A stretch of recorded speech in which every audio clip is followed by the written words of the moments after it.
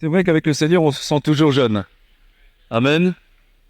Je ne sais pas si vous avez remarqué, mais de toute façon, qu'on soit au Seigneur ou qu'on ne soit pas au Seigneur, on peut faire tous la même constatation.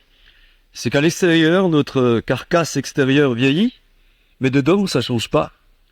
Moi, j'ai toujours l'impression que je suis un enfant encore et parfois, j'ai envie de jouer comme les enfants. C'est la carcasse qui suit plus, quoi. Hein. Mais on est jeune dans le Seigneur. Amen. Et ce soir, si vous êtes d'accord, on va peut-être, ça peut peut-être pas être une parole d'édification, quoique toute la parole nous édifie, ce sera plutôt une étude, une petite étude qu'on va faire ensemble. Je vous proposerai de prendre votre Bible dans le livre du Deutéronome, chapitre 16, verset 16. Nous allons simplement lire ce seul verset pour commencer. 3 fois l'an, tout mâle d'entre vous paraîtra devant l'Éternel, ton Dieu, au lieu qu'il aura choisi, à la fête des pains sans levain, à la fête des semaines et à la fête des tabernacles, et on ne paraîtra pas devant l'Éternel à vide. Simplement là pour le moment. Et nous lisons dans la Bible que ces 3 fêtes-là, cette ordonnance-là, était ordonnée par Dieu à perpétuité. Que toutes les années, le peuple d'Israël doit fêter ces 3 fêtes à perpétuité. Alors, la fête des pains sans levain correspond à la Pâque. La fête des semaines correspond à Shavuot, Pentecôte.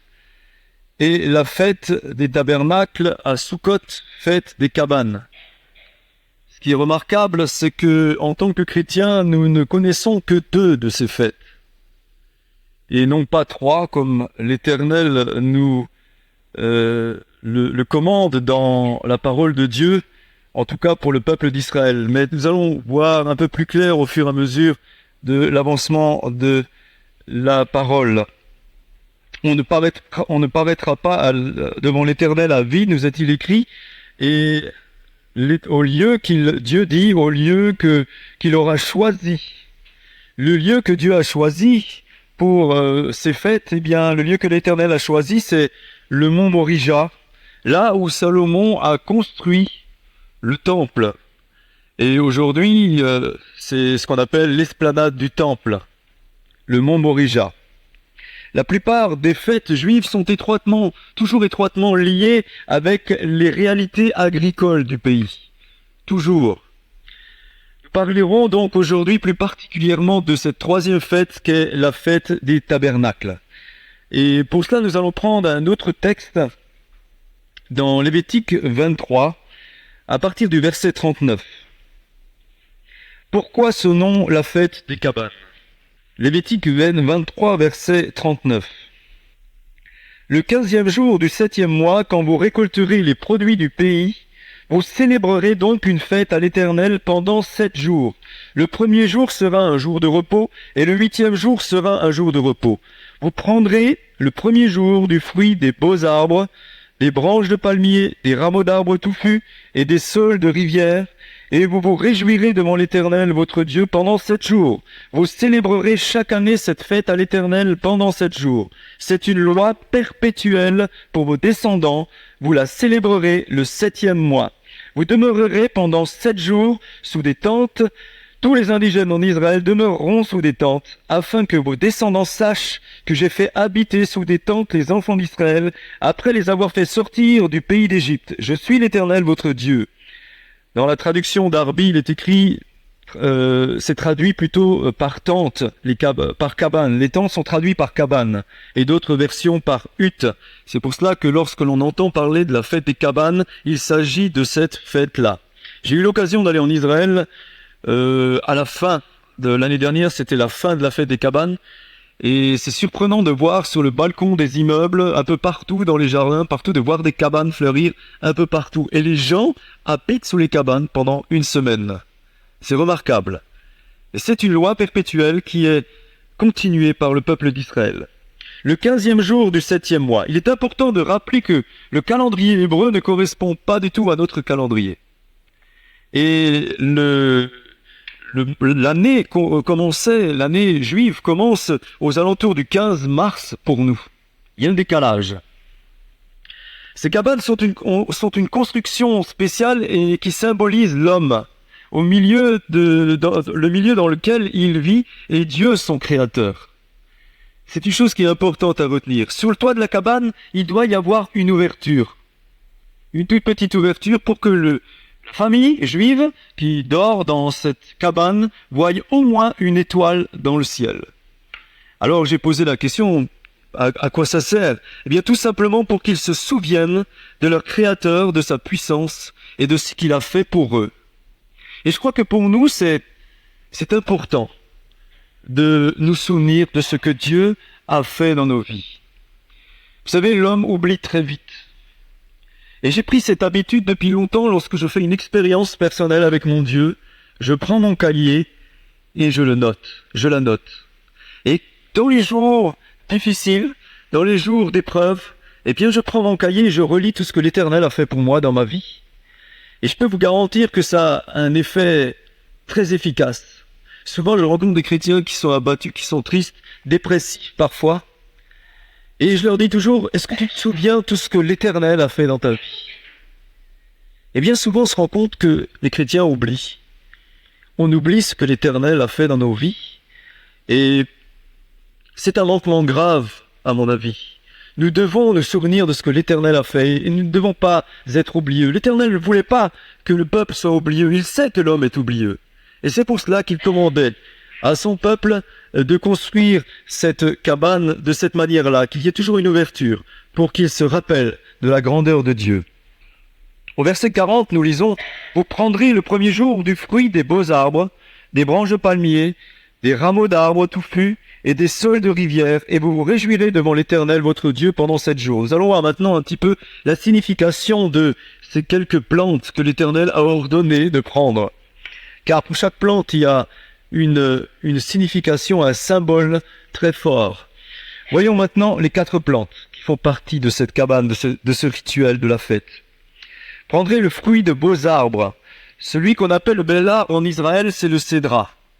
C'est le cédratier plutôt, et le fruit, c'est le cédra. Alors, le cédra, c'est un fruit qui ressemble un petit peu au citron. Et en France, sur le continent, en tout cas, on n'en trouve pas, mais en Corse, on peut en trouver. On peut trouver des cédras en Corse. Il est le symbole d'une abondante récolte. Il a une caractéristique botanique unique que l'on trouve chez aucun autre fruit. La partie femelle de la fleur reste attachée au fruit mûr. La partie femelle de la fleur reste attachée jusqu'au bout, jusqu'à la récolte des fruits. Et il symbolise donc aussi la fertilité. Et là, on peut se poser une question. Est-ce que ma vie de chrétien est fertile pour mon Seigneur, pour mon roi? Est-ce que je suis fertile? C'est ça, je veux condamner personne, mais c'est un bilan qu'on est en droit de se faire dans notre vie à chacun. Est-ce que ma vie est riche en bénédictions? Est-ce que je vois la main de mon Dieu dans ma vie? Est-ce que je vois l'effervescence de la puissance du Saint-Esprit dans ma vie? Est-ce que ma vie est fertile au point que les gens remarquent que j'ai quelque chose de plus qu'eux? C'est une question qu'on est en droit de se poser ce soir. Les branches de palmier, nous est-il écrit. Les feuilles de palmier représentent le début de l'histoire d'Israël, lorsqu'Israël, cheminait dans le désert. Lorsqu'Israël était dans le désert, tout le monde sait que quand on marche dans le désert, à la vue des palmiers, on sait qu'il y a de l'eau. Et les branches de palmier servaient d'abri aussi. Les fruits, qui sont les dattes, constituent une nourriture très énergétique. L'écosse servait à nourrir les chameaux et l'autre bétail, et avec les fibres du palmier, on tissait des paniers et des cordes très résistantes. Le palmier est le symbole de la direction et de l'aide de Dieu lorsque le peuple errait dans le désert. Est-ce que Dieu dirige ma vie? C'est une question aussi qu'on est en droit de se poser ce soir. Est-ce que c'est Dieu qui dirige réellement ma vie? Ou est-ce que je me soucie de mon quotidien chaque jour au point d'en oublier Dieu? Si je vous interpelle de la sorte, je sais que je rencontre beaucoup de chrétiens qui sont constamment en souci de leur lendemain, constamment. Je connais des gens qui ne trouvent pas le sommeil parce qu'ils ont peur du lendemain, parce qu'ils ont peur d'être au chômage, parce qu'ils ont peur qu'il leur arrive ceci ou cela. En Dieu, nous avons une assurance extraordinaire, un fondament sur lequel nous devons nous appuyer. Peu importe ce qui m'arrive demain, peu importe si demain j'ai un problème, je sais que j'ai un Dieu extraordinaire sur lequel je peux m'appuyer. Et cela doit être notre réconfort et va nous permettre de nous épanouir et d'être des hommes et des femmes heureuses et heureux. Quoi qu'il arrive, je sais que Jésus est à côté de moi, je peux m'appuyer sur lui. Souvent dans ma vie, j'ai fait des expériences douloureuses. Souvent, j'ai eu des difficultés, des combats. Oh, souvent, et c'est une erreur à mon sens. Souvent, on prêche le Dieu de l'abondance, le Dieu avec lequel on n'a jamais de problème, jamais de difficulté. J'aimerais vous dire ce soir, en tout cas pour ma part, que ce n'est pas juste. Et je me réjouis que de temps en temps, eh bien, je suis face à des difficultés parce que chaque fois, je fais un pas de plus avec mon Seigneur et mon Sauveur. Chaque fois que l'épreuve m'atteint, eh bien, je sais que le Seigneur veut m'apprendre quelque chose de nouveau. Je sais qu'il veut créer quelque chose de nouveau dans ma personne. Je sais qu'il veut que j'abandonne telle ou telle chose dans ma vie. Voilà pourquoi les épreuves nous sont utiles. Voilà pourquoi il nous arrive des épreuves. Vous savez, si dans nos vies, nous n'avons jamais d'épreuves, eh bien notre foi va s'affaiblir et disparaître. Et Dieu veut que nous soyons des hommes et des femmes de foi. C'est pour cela que parfois l'épreuve nous touche. Mais nous avons la ferme assurance que Dieu nous aide à traverser l'épreuve. C'est ce qui est important. C'est ce qui est important. Est-ce que Dieu dirige ma vie? Est-ce que Dieu m'aide? Alors ce soir, si vous n'avez jamais fait d'expérience avec Jésus-Christ, vous êtes en droit de vous poser la question et de faire un bilan urgent dans votre vie. Moi, je crois une chose, c'est qu'il est important de faire des expériences quotidiennes avec notre Dieu. C'est important. C'est important de réaliser la réalité et les directions de Dieu dans tous les détails de nos vies, que ce soit matériel, physique ou spirituel. Nous avons besoin de réaliser des expériences quotidiennement. Moi, je ne crois pas qu'il y ait de hasard. Je crois que toute chose est dirigée par Dieu. Les moindres détails de nos vies, les moindres petits faits et gestes, eh bien, sont des directions de Dieu. Hier, je me suis promené dans Paris avec mon frère Gilbert et son épouse. Je ne connais pas du tout Paris, très très peu, ma femme absolument pas. Et puis nous avons bien sûr flâné dans les hauts lieux de Paris. Et à un moment, nous étions dans des grands magasins. On entend parler de grands magasins, vous savez, dans nos campagnes perdues. Et puis nous nous sommes séparés. Et on avait quelques inquiétudes quant à nous retrouver. Et bien lorsque nous sommes sortis du magasin, nous sommes tombés sur notre sœur Joëlle, comme ça, dans la rue. Moi je bénis le Seigneur. Je ne dis pas, tiens, par hasard, on les a... Non, Seigneur, je sais que tu es là et que tu guides toutes choses, que tu es merveilleux, que tu es extraordinaire. Tous les détails de nos vies, remettons-les à Christ. Et il dirige toutes nos vies. Absolument tous les détails de nos vies. Nous avons un Dieu sur lequel nous pouvons nous appuyer. Ensuite, Dieu nous parle des saules de rivière. Le saule est une plante, c'est la plante la plus courante des rives du Jourdain. On la trouve tout le long du Jourdain. Cette plante a un besoin constant d'eau. Elle est le symbole des prières permanentes adressées à Dieu dans la parole, pour qu'il épargne la sécheresse au pays. Alors il est vrai que ici, sous nos latitudes, le problème de l'eau ne se pose pas tellement, quoique parfois la sécheresse sévit aussi. Mais pour Israël, l'eau a une importance capitale. Il n'y a pas si longtemps que ça, le pays manquait cruellement d'eau, et j'ai une amie en Israël avec qui je converse relativement souvent, me disait s'il ne pleut pas dans les prochains jours, c'est une catastrophe nationale, on est en pleine pénurie, on ne sait plus comment faire. Le lac de Galilée a terriblement baissé et c'est une réelle catastrophe. Je dis mais alors qu'est-ce qui se passe maintenant? Eh bien ce qui se passe c'est que le gouvernement a demandé à tout le pays de se réunir à Jérusalem et de prier pour que la pluie vienne. Tout le peuple s'est réuni et 2 jours après la pluie est arrivée. Et une pluie abondante. Une pluie abondante.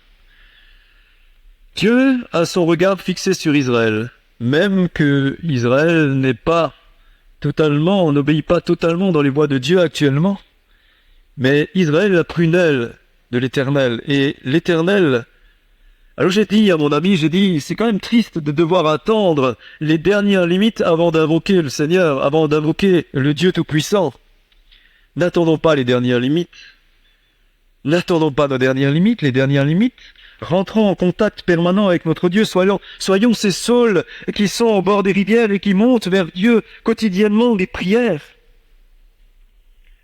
Est-ce que nous adressons des prières permanentes à notre Dieu? Vous savez, quand j'étais jeune, je me disais, mais je peux pas rester constamment. La Bible me dit, priez nuit et jour, priez en permanence. Alors je me disais dans ma tête de jeune homme, je me disais, mais Seigneur, je peux pas rester toute la journée à genoux au pied de mon lit et prier. C'est pas possible. Mais on peut réellement être en prière en permanence avec notre Dieu. J'ai vécu une période extrêmement difficile sur mon lieu de travail. J'ai travaillé pendant 22 ans dans une grande entreprise française et j'avais la responsabilité d'une cinquantaine de personnes à un moment donné de ma vie et ça allait très très mal pour moi. Mon épouse en est témoin. Ça allait tellement mal que j'ai perdu en l'espace de quelques semaines, j'ai perdu 5 kilos et je me faisais beaucoup de soucis. Alors que j'étais chrétien, rempli du Saint-Esprit, ça allait très très mal. Et je criais à Dieu, je disais, Seigneur, je te comprends pas, je fais tout, j'ai l'impression de faire tout comme il faut, mais tu vois, ça ne va pas et j'ai pas l'impression que tu m'aides dans cette situation. Et je priais. Il m'arrivait de m'enfermer dans les toilettes à l'usine et de prier. Vous allez me dire, c'est pas un endroit honorable pour prier notre Dieu, mais j'étais tellement acculé par les difficultés que je m'enfermais dans ces toilettes et il m'arrivait de pleurer devant Dieu, à plusieurs reprises comme ça. Et un jour, alors que j'étais enfermé dans les toilettes et que je pleurais devant Dieu, une voix claire se fit entendre et me dit, mais pourquoi tu n'utilises pas ma parole? Alors je disais, Seigneur, mais je comprends pas, ta parole, je la lis quotidiennement, je comprends pas. Et cette fois qui revient, prie et utilise ma parole. Et je suis sorti de ces toilettes et j'ai commencé à réciter des versets bibliques dans ma tête, dans mon esprit. Je récitais des versets bibliques que le Seigneur, qui me revenaient à l'esprit comme ça. Et à partir de ce moment-là, il y a des choses qui se sont passées concrètement, très très vite. En l'espace de quelques jours, toute ma situation professionnelle avait changé. Tout était complètement transformé. Et à tel point que j'ai été convoqué plus tard par mes hauts responsables hiérarchiques, et ils m'ont demandé ce que j'avais fait pour redresser la situation. Ça a été une occasion pour moi de donner mon témoignage personnel à mon directeur, un homme cartésien vraiment, un physicien nucléaire, qui expliquait tout, enfin d'après lui bien sûr, mais qui a été frappé par mon témoignage. Pendant plus d'une heure, j'ai pu lui parler de Jésus-Christ. Je suis sorti de son bureau, il a signé un papier pour mon chef direct, il me donnait une augmentation de 500 francs tout de suite. C'était formidable.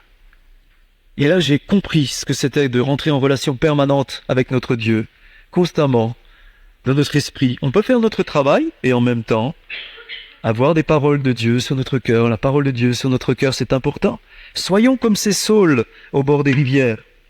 Ensuite, nous avons un autre buisson dont nous parle Dieu dans cette fête des cabanes, des rameaux d'arbres touffus. Il s'agit de la myrte, hadas en hébreu.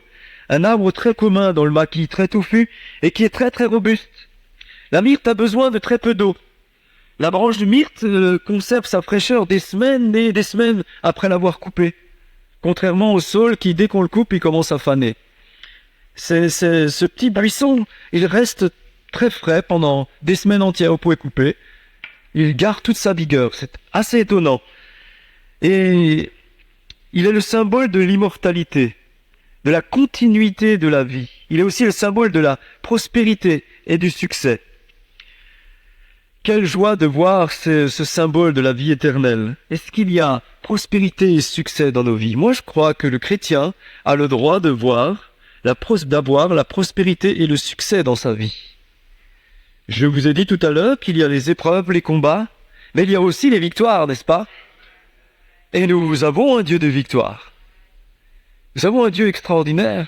Nous avons un Dieu qui est notre Père. Il est le Créateur du ciel et de la terre et il ne faut pas l'oublier. Et il nous dit que nous sommes ses enfants.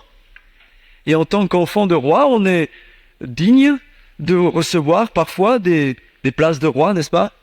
Gilbert a relaté une expérience que nous avons fait ensemble à l'aéroport d'Orly il y a quelques années. J'en ai fait une autre en Afrique, il y a quelques années déjà, mais qui était pas moins extraordinaire. J'étais avec mon beau-père, je l'accompagnais au Centrafrique et on était là pour 15 jours dans une école biblique à Bangui. Et chaque matin, on enseignait la parole de Dieu. L'après-midi, on allait dans les villages plus retirés dans la brousse et on annonçait l'évangile avec les frères et sœurs qui étaient là. Et un matin, alors que nous étions dans l'école, il y a une voiture qui s'arrête devant l'école avec un homme que nous connaissions qui venait d'habitude tous les matins à notre cours biblique, un homme d'une 40aine d'années, et il descend de la voiture en courant, il dit « Pasteur, pasteur, venez vite, j'ai dans la voiture la femme de monsieur le maire, je suis son chauffeur, et son enfant va mourir. » Alors, on lui a dit « Mais faites-la entrer, nous allons prier pour l'enfant. » Et on n'a pas vu le bébé, il était dans des linges, on a demandé à la maman ce qui se passait. Elle nous a simplement dit, voilà, ça fait quelques jours que mon enfant est né, il était à l'hôpital et on me le donne parce que il va mourir, il ne mange absolument pas, il est complètement déshydraté, il fait de la fièvre et ce sont ses derniers instants. Nous avons simplement imposé les mains à cet enfant. Après notre courte prière, cette dame est partie en pleurant avec le chauffeur et l'après-midi nous sommes partis en brousse et le soir en rentrant, j'étais assis à la station missionnaire avec mon beau-père. Voilà qu'il y a 1, 2, 3, 4, 5 voitures qui s'arrêtent devant la station missionnaire. Des hommes en descendent en tenue militaire, d'autres en costume cravate. On se demandait ce qui allait se passer. Ces hommes rentrent et nous interpellent, en tout cas l'un d'eux, un colosse immense en tenue militaire. Et il dit, est-ce que c'est vous qui avez prié avec mon enfant ce matin à l'école biblique?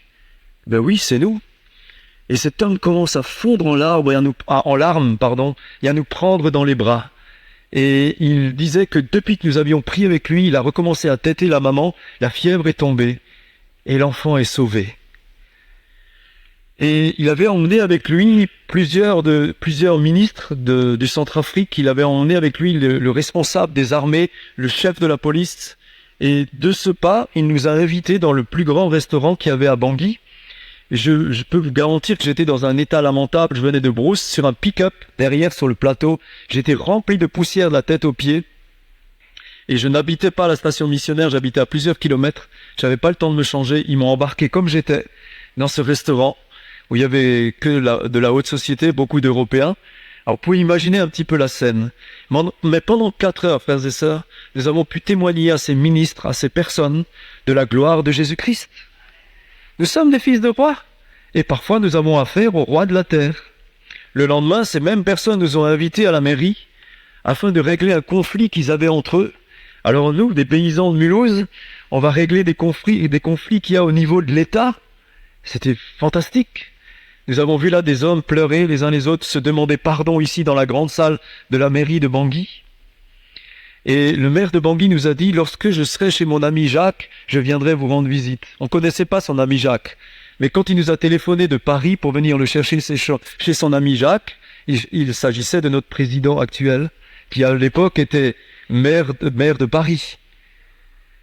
L'après-midi, nous avons été invités à la télévision centrafricaine pour parler sur les réalités que rencontrait le peuple africain, centrafricain en tout cas à ce moment-là, l'avortement. Et nous parlions des conséquences désastreuses de l'avortement par rapport à la parole de Dieu. Nous étions là comme des rois, comme des ambassadeurs du grand roi. C'est ce que Dieu veut que nous soyons. Il veut que nous ayons une vie prospère et que nous soyons comme cet arbre touffu. Même si on le coupe, même si on l'abat, il garde sa fraîcheur et sa vigueur pendant longtemps. Un autre fait remarquable à la fin de la fête des cabanes, c'est qu'on lit les derniers et les premiers versets de la Torah. Cet acte symbolise la joie de la lecture de la parole de Dieu et son éternité. On prend la fin et le début comme symbole de l'éternité de la parole de Dieu. La parole de Dieu ne passera pas. Nous allons aller un peu plus loin et nous allons prendre un texte dans Luc chapitre 2 au verset 1. À partir du verset 1. Au mois d'octobre dernier, j'étais en Israël et j'ai rencontré un homme étonnant, un rabbin, qui, il y a quelques années, a découvert que Jésus-Christ était vraiment le Messie. Alors ça, c'est vraiment étonnant. J'ai rencontré beaucoup de juifs messianiques, mais un rabbin qui est devenu messianique, ça c'est déjà plus rare. Et cet homme avait une culture de la parole de Dieu extraordinaire. De plus, il est francophone et il s'exprime parfaitement en français. Et nous avons partagé pendant des heures ensemble. J'ai eu beaucoup de mal à aller me coucher ce soir-là. Il était très tôt le matin lorsque je suis allé me coucher. Mais cet homme m'a vraiment fait part de choses extraordinaires par rapport à la parole de Dieu. Je suis pressé de le rencontrer à nouveau. Nous lisons maintenant ce texte dans Luc 2, chapitre 1er. En ce temps-là parut un édit de César Auguste ordonnant un recensement de toute la terre. Ce premier recensement eut lieu pendant que Quirinius était gouverneur de Syrie. Tous allaient se faire inscrire chacun dans sa ville. Joseph aussi monta de la Galilée vers la ville de Nazareth pour se rendre en Judée, dans la ville de David, appelée Bethléem, parce qu'il était de la maison et de la famille de David, afin de se faire inscrire avec Marie, sa fiancée, qui était enceinte. Pendant qu'ils étaient là, le temps où Marie devait accoucher arriva, et elle enfanta son fils premier-né. Elle l'emmaillota et le coucha dans une crèche parce qu'il n'y avait pas de place pour eux dans l'hôtellerie. Il y avait dans cette même contrée des bergers qui paissaient dans les champs les veilles de la nuit pour garder leurs troupeaux. Voici un ange du Seigneur leur apparut et la gloire du Seigneur resplendit tout autour d'eux et ils furent saisis d'une grande frayeur. Mais l'ange leur dit, ne craignez point, car je vous annonce une bonne nouvelle qui sera pour tout le peuple le sujet d'une grande joie. C'est aujourd'hui dans la ville de David, dans la ville de David, il vous est né un sauveur qui est le Christ, le Seigneur. Alors, certains vont me dire, mais quel est le rapport entre cette parole et tout ce que tu nous as dit jusqu'à présent? C'est cet homme qui m'a fait remarquer, ce rabbin qui m'a fait remarquer que cette parole était très très importante, en tout cas à ses yeux, à lui. Alors je lui ai dit, mais pourquoi? C'est la naissance de Jésus, c'est la fête de Noël, qu'est-ce que ça a à voir avec la fête des cabanes? Il me dit, vous les chrétiens, vous fêtez que 2 fêtes sacrées, en tout cas Pâques et Pentecôte. Mais la 3e fête, inconsciemment, vous la fêtez également, et c'est la fête de la naissance de Jésus-Christ, qui en fait correspond non pas au mois de décembre que nous connaissons chaque année, que nous fêtons chaque année, et moi je crois que ça n'a pas que la date n'a pas une grande importance, mais il y a quand même des détails qui sont précis dans la parole de Dieu. Souvent on entend dire de la part des païens que Jésus n'est pas né à Noël. C'est vrai, et même certaines sectes ne fêtent pas Noël à cause de ce fait. Témoins de Jéhovah, par exemple, pour ne pas les nommer, et se servent souvent de cet argument pour essayer de nous déstabiliser et nous critiquer. Et souvent les chrétiens sont incapables de leur répondre, sont incapables d'amener des arguments forts et des arguments justes par rapport à la parole de Dieu pour leur répondre. Le plus important, c'est que dans nos cœurs, en fait, que dans nos cœurs de chrétiens, c'est Noël tous les jours. Vous êtes d'accord avec moi? Pour moi, c'est Noël tous les jours. Jésus-Christ vit dans mon cœur et parce qu'un jour Dieu nous l'a donné, c'est Noël tout le temps. Ça doit être, en tout cas pour nous chrétiens, la fête tout le temps, peu importe la date. Il y a quand même des choses qui sont intéressantes à relever. Premièrement, que la fête de Noël, le 25 décembre, n'apparaît qu'au IVe siècle de notre ère. C'est quand même important à savoir. Et quand on sait déjà ça, quand on nous avance un argument qu'avancent souvent les témoins de Jéhovah, c'est déjà intéressant de leur dire, mais oui, on sait, Noël n'existe seulement depuis le IVe siècle. L'origine de la fête de Noël, telle que nous la connaissons, vient des Romains en fait. Elle est appelée fête de la lumière à cause du solstice d'hiver, qui marquait la nuit la plus longue et forcément le jour le plus court, et le redémarrage de l'allongement du jour. Voilà en fait pourquoi on a commencé à fêter Noël le 25 décembre. Cette fête de la lumière n'a, entre parenthèses, rien à voir avec la fête de la lumière que fêtent les Juifs, la Hanouka, rien à voir.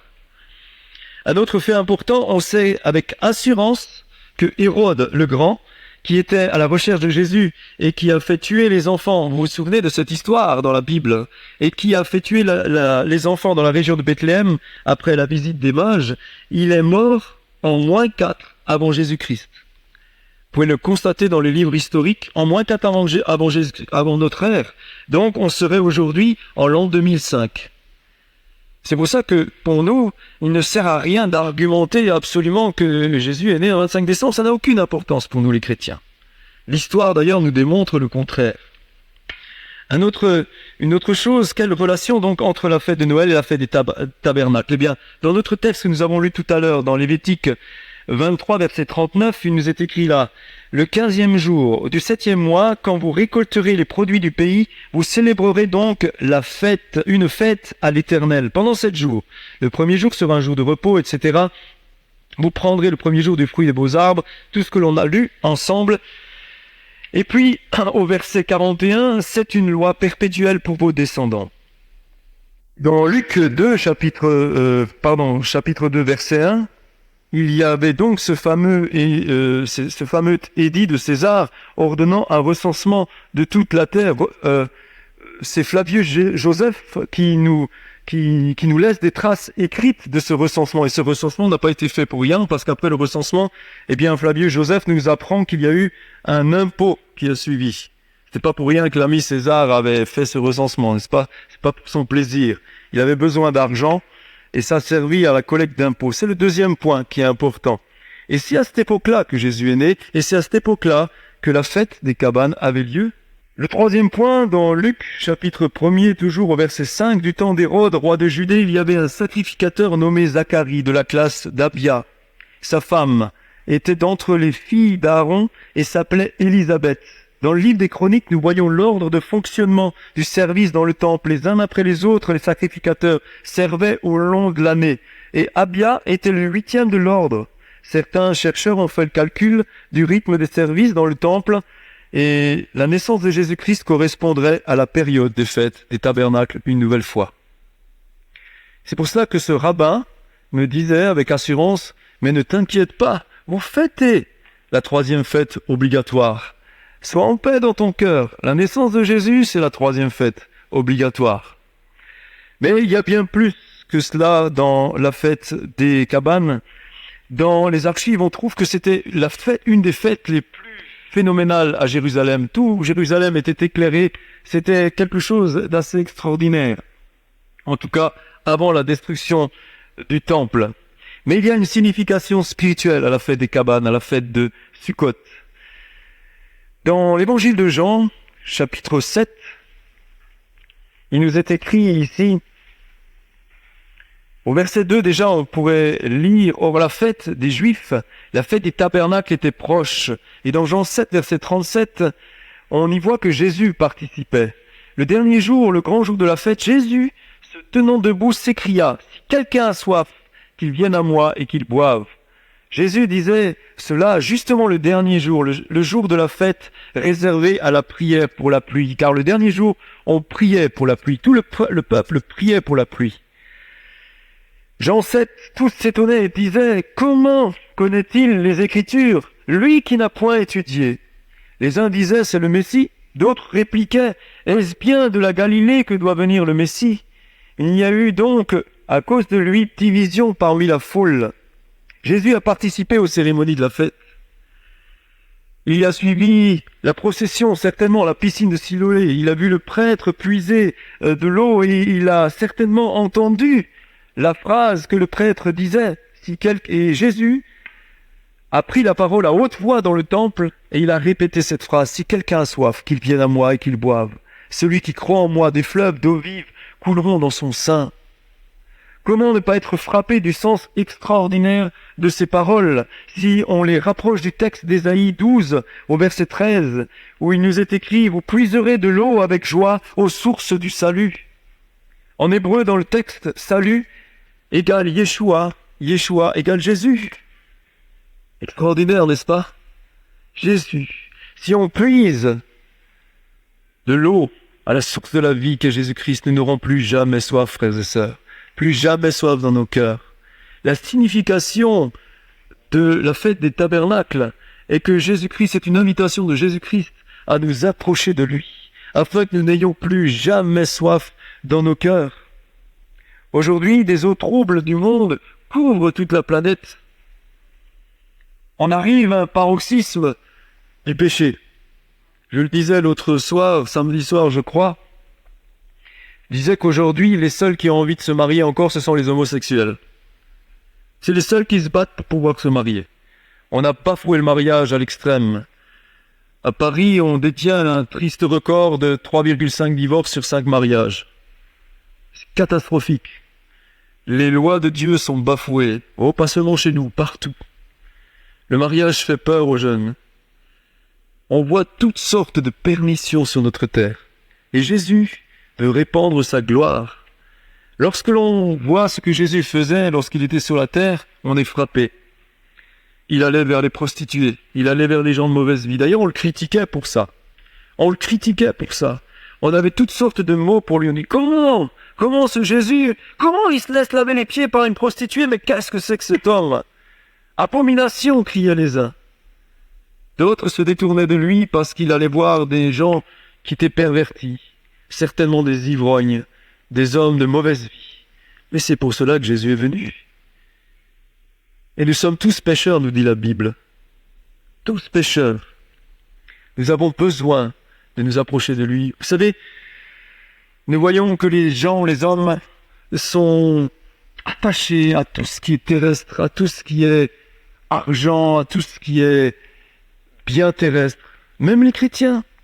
Je me rends compte avec tristesse que ils aiment Jésus, c'est vrai, mais leur lendemain est important. Mais la vie passe si vite, frères et sœurs, et nous sommes en train de construire notre maison au ciel, non pas ici. Je vis dans un pays où, dans une région en tout cas de France, où le niveau de vie est peut-être plus élevé qu'ailleurs en France. En Alsace, on a la chance d'habiter tout près de la Suisse et de l'Allemagne, et beaucoup de personnes ont travaillé en Suisse où le franc est multiplié par 4, ou en Allemagne où il est multiplié par 3,5. Et bien sûr, les salaires sont multipliés par 4 et par 3,5.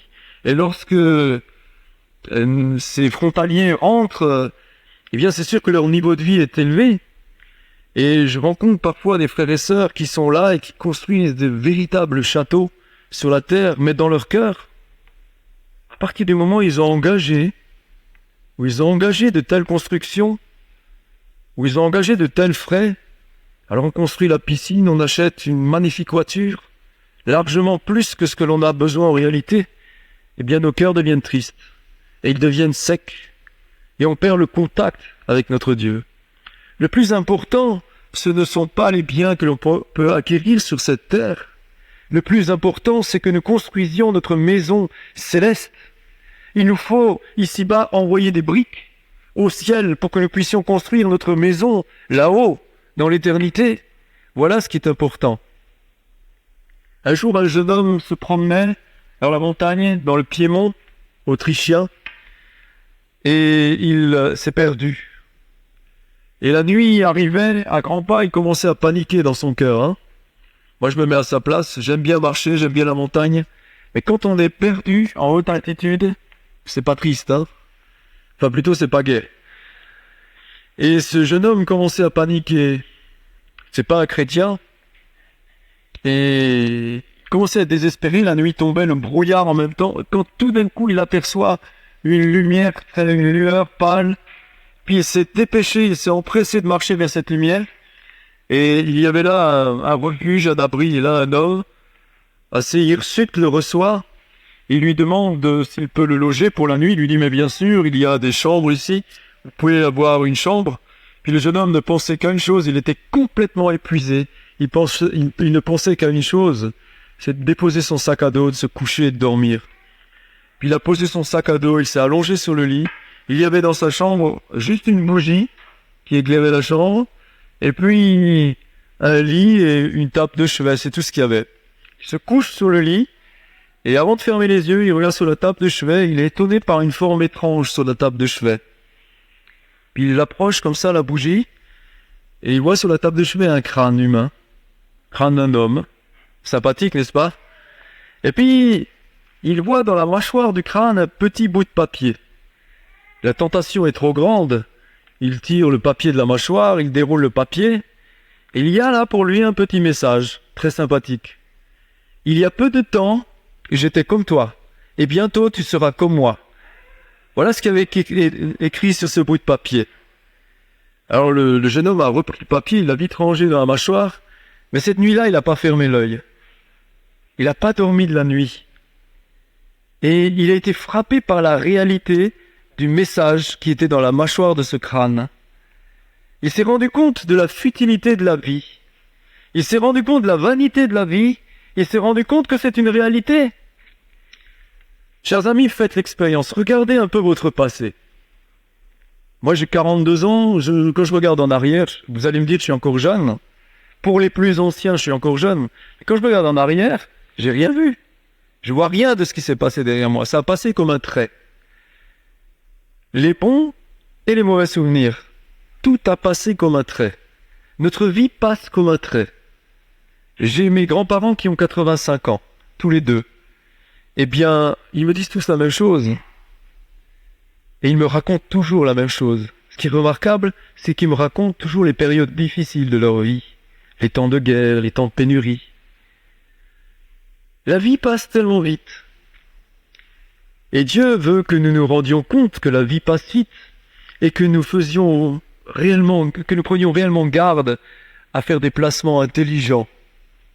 Des placements intelligents. Non pas sur la terre, mais au ciel. Ah, vous allez me dire, mes frères, c'est normal que nous nous occupions de nos familles, etc. Mais c'est sûr, c'est bien sûr. Nous devons nous occuper de nos familles. Nous avons une responsabilité devant Dieu pour nos familles. Et Dieu veut que nous subvenions aux besoins de nos familles et que nos familles soient heureuses. C'est notre devoir. Je suis tout à fait d'accord avec vous. Absolument. Mais lorsque ce devoir devient premier dans notre vie et que la recherche du gain et la recherche de la belle maison et de la belle voiture passe avant toute chose, là ça ne va plus. Et la bénédiction de Dieu se retire. Je suis frappé de la simplicité de la construction des cabanes. Et si un jour vous avez l'occasion d'aller en Israël, ce que je souhaite à chacun d'entre vous, car cela vous permettra d'avoir les yeux ouverts à un esprit nouveau sur la parole de Dieu, sur la lecture de la parole de Dieu.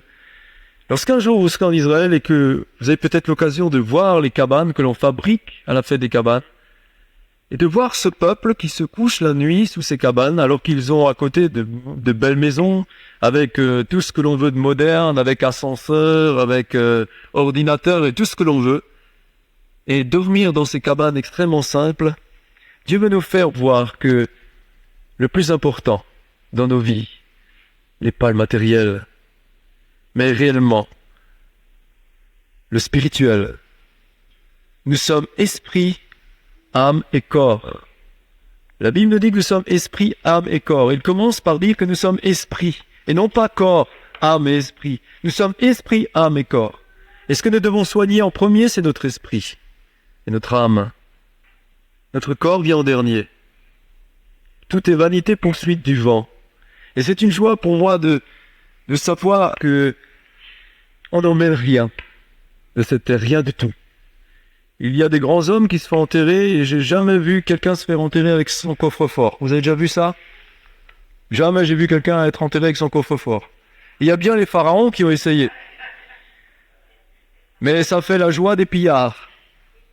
Ça fait la joie des pillards. On s'est rendu compte que les pharaons n'ont rien emporté avec eux. On ne peut rien emmener. On est arrivé avec rien sur la terre. On repartira avec rien. Et rien que cette simple image doit nous rappeler que nous devons préparer notre éternité ici-bas sur la terre. Et ne pas vivre. Vous savez, moi j'habite dans une région montagneuse et parfois il m'arrive de me promener avec ma femme dans les montagnes et je vois des maisons, des petites villas à gauche à droite dans les Vosges. Et souvent on voit écrit mon repos, bon repos, etc. Et je me dis mais c'est incroyable. Les gens, toute la semaine, ils travaillent à l'usine, ils se font un travail monumental chez eux toute la semaine, et le dimanche ou le samedi soir, ils prennent vite la voiture pour aller dans mon repos, bon repos, et puis ils recommencent à travailler pour entretenir mon repos, bon repos. Ça s'arrête jamais. Mais c'est pas de ce repos-là que Dieu veut nous parler.